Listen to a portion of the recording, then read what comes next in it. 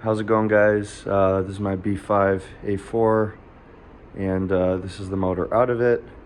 I misdiagnosed a overheating issue, and now I'm ending up with building a forged rod motor for my B5. This is a ATW 058 block, small port head, narrow band, so it's going to be converted to wideband.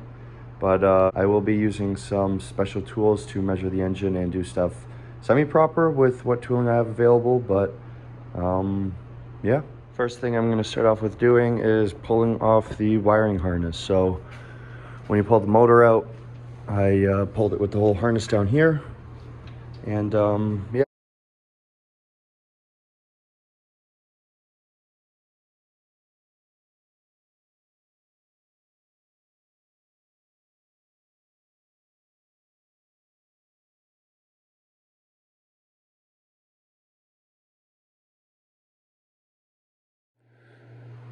All right, so I got the wiring harness off. That took all about 5 minutes. It's pretty simple in the front. There isn't much to take off. Once you get to the back, you just have to make sure to remove the connections to your alternator, your knock sensors. You have one there and one back here. The one with the green plug, at least on an ATW, is closer to the front, and the other one with the blue plug is closer to the back. And then you have one more sensor here, which you just have to unplug from the harness because I want to take off the oil filter housing before getting to it. But then everything's pretty simple. It's pretty self-explanatory the way it goes back on as well.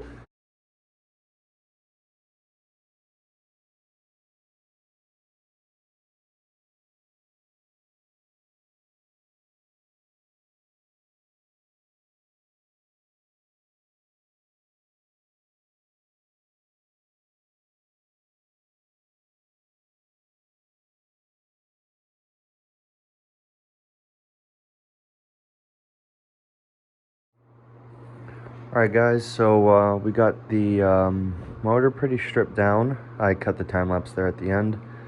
I was just figuring out how to pull out this stupid fan clutch thing. Sorry if there's wind noise, I'm right under the heater. But I figured that out. We're all ready to pull the head off, and for that we're going to need a poly drive, 10 millimeter. I got this off Amazon. It says T52 on it, but depending on what block you have, you will either have a regular triple square or this poly drive. But I mean, this poly drive, we got our, I think it's like 8 or 10 head bolts, and then we can have the whole head off and see what everything looks like. So I'll time lapse that and let's get to it.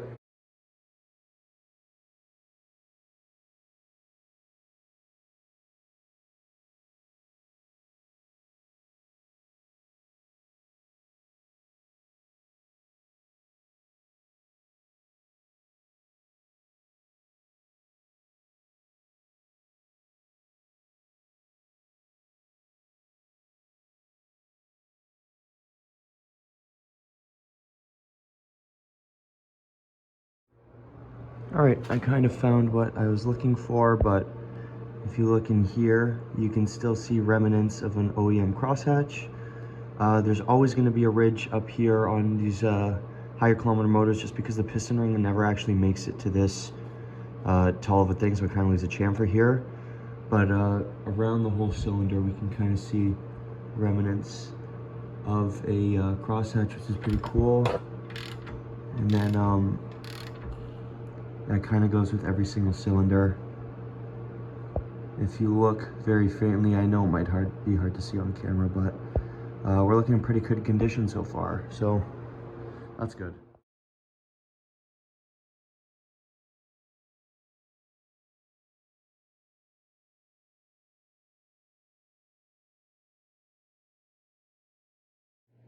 Alright guys, we got the first rod cap and piston out, and I am pleasantly surprised with the condition of the bearings. They look awesome. There is no scoring on them or anything, and I can almost still see some of the factory coating on it, which is cool. And then we come down to the rod bearing, or sorry, the journal bearing on the crank, and all you have is just a bit of staining from the oil, but this thing is in immaculate condition. Nothing picking up on the fingernail. And we also have a look at the piston skirts, and they are very, very good condition as well. We can see no scoring really. This is just very normal wear. I have my micrometer so I can measure, but everything looks great. All the oil control rings look good. No harsh edges on the piston rings, but so far I'm really happy. So let's keep on getting them out, and then we can get to the next step. All right guys, we got all the pistons out, and kind of same story for every single crank journal. All right guys, this portion of the video is going to show how I use this dial bore gauge. So basically what I use this for is testing how out of spec the cylinder bores are when it comes to their width. And we can measure your x-axis, your y-axis, and then see how much these cylinders are going to be out of round. And then we're going to test that at 3 points: at the top, at the middle at the cylinder, and then at the bottom.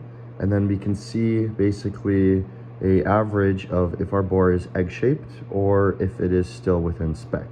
Now I've already done this and come to the conclusion that the bore is still almost in perfect factory spec, but at least to show a general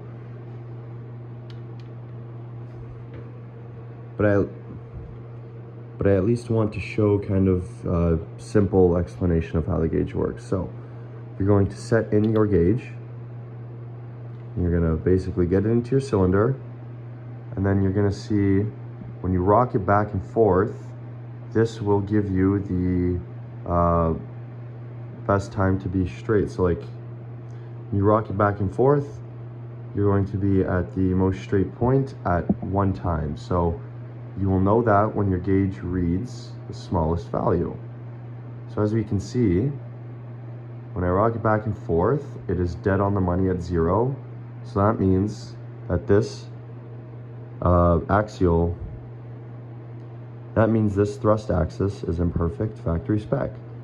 So now I'm going to do this to every single cylinder at the same heights, and then at 3 different points, and then on each axis. And then it will tell me how out of round the cylinder is or is not. But it's a very cool tool. It's only a couple $100, so I think it's well worth your time just to have a peace of mind. But yeah, I've ruled out that this block is in great shape.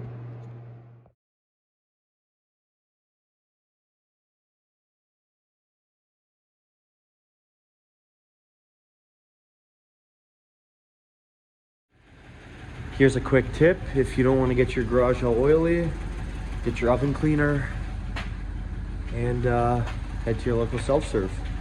Spray all your parts down, wait in the car, and then give it a good blast. It takes off most of the grease, and then can leave you to do the fine stuff in your house where it won't get too dirty. But yeah, let's wait for this and let's blast it. We got everything cleaned up. Block's all clean, no more oil, along with everything here.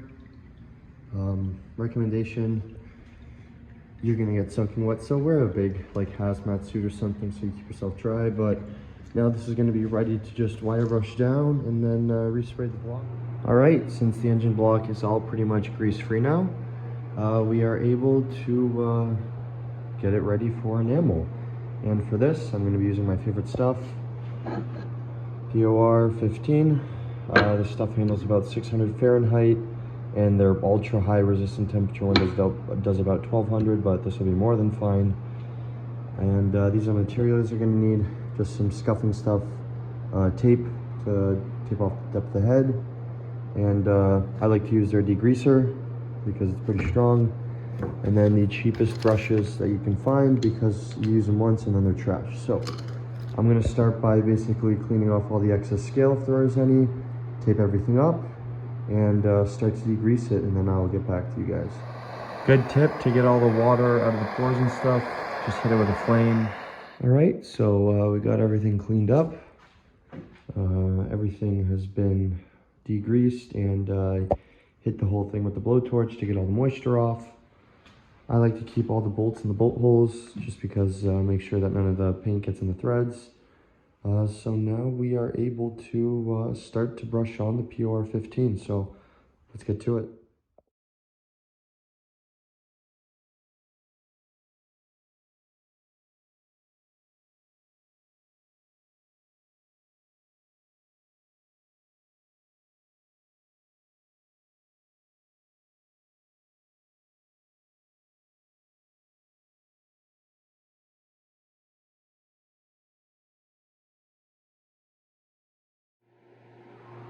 Alrighty, this is what the block looks like after the first coat. Pretty awesome stuff. It tacks up in about an hour, so it's gonna sit here under the heater and basically just start to tack up. And then once it starts to tack up, I'm gonna do the second coat. So yeah, it's easiest to mask the top off like this and then hit the edges with a hammer and then peel it off. And then I got this whole thing done, and any of the edges where they seal, once it's dry, I'm just gonna run some fine sandpaper and make the surface nice and flat again. But yeah, basically everything is nice and coated. We're gonna wait for it to dry and then do our second coat, and the block's ready to dry, so pretty cool. We just got our head back from the machine shop. They decked it flat, but they also gave the head an ultrasonic clean, so all the exhaust chambers are clean, and everything inside of the head casting is spick and span. All right, guys, we got the deck all polished up, nice lapping plate, and worked all my way up to 800 grit sandpaper.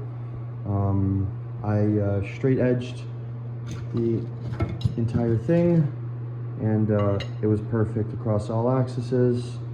I couldn't even get 0.038 millimeters under it, which is far within spec. Sorry, it's not going to focus, but we are ready to start cleaning everything, clean the hell out of it, and I'm going to start time-lapsing me putting the long block assembly together. So we also got the rods in, so all 4 of them are in here. I got my bearings, and we can start putting everything together. So let's get a time-lapse going. All right, we got all the pistons on the rods, and every single one is labeled 4 to 1. We got all the snap rings in. I can link a couple of videos that I found very helpful to do this. I was going to show you how to do it since it's really hard to capture a good angle. But now we're going to throw in the glyco bearings for all the rods, and then get to tossing them into the block. We have our ring compressor here and wooden bottom hammer, and let's get to it. All right, guys, we got the first 2 pistons installed. Everything's going along nicely. If you see in there, you can poke our head up. But yeah, the rule kind of goes, throw your bearing in, lube it up with some Permatex, and then oil up your cylinders, and then oil up your piston ring compressor, and then just drop it in, smack it in with your wooden mallet, and seat it in there. All right, once you got everything set down, and you can kind of check that with how everything lines up along the back as well, and you can see that your head gasket is seated correctly. You are now able to follow the torque spec that L-Ring gives you. So it tells you right here, 40 Newton meters, 60 Newton meters, and then 90 degrees. And then you can follow for whatever you prefer, but this is the standard one, so we're going to be doing that. But let's get to it. All right, guys, we got all the head bolts torqued to spec, and then I went around and I double checked them just to make sure. But now that the head's torqued on, the main long block is put on, so now we can start to throw the cams in, time it up, and then we should be good from there. All right, guys, we got the motor all timed, timing belt on, tensioner on. We got the cams in. We set everything to time before within the head, and then we time the crank to the camshafts. I can link the video that I used to watch that, but we count 16 rollers from intake to exhaust, and all my timing marks still line up, which is awesome. So we're all good for the main timing of the long block. and everything spins over by hand very nicely. Tensioners all seems in good order, but we're having no issues here, which is awesome. So that's gonna be it for the tightening of the long block part. Now we can get to reinstalling everything else. So let's get to it. All right guys, so I skipped forward a bit and I kind of put down the camera and got to work, but I basically just did the reverse of the disassembly and got all the accessories back on, new timing belt, tensioners and everything, all of these dry belt tensioners, new belts, new water pump belt, you know, do everything all at once. I got the intake manifold and everything back on this side, oil filter, housing, and all the lines. The last thing that I have to do is get the stock turbo back on. Oh, I also did new exhaust manifold gaskets and whatnot, and all the new studs and bolts. But I have to get the stock turbo back on, since that is what's going in for now. Everything's going really well so far, and let's hope when I throw it in that everything still works correctly.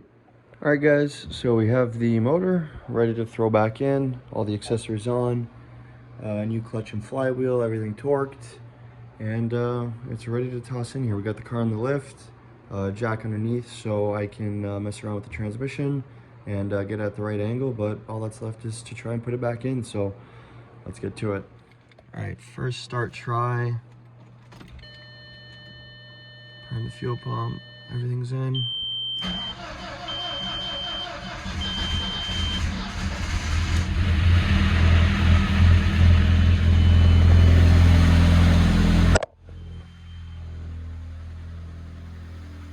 It's running.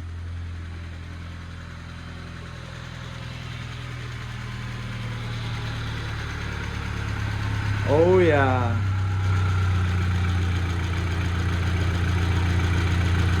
Look at that. Woo!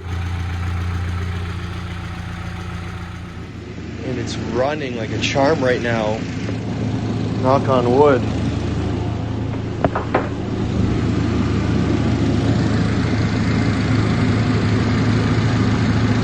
Like perfect. Thing doesn't even move, and now all you can hear is the injectors. Bleeding the cooling system.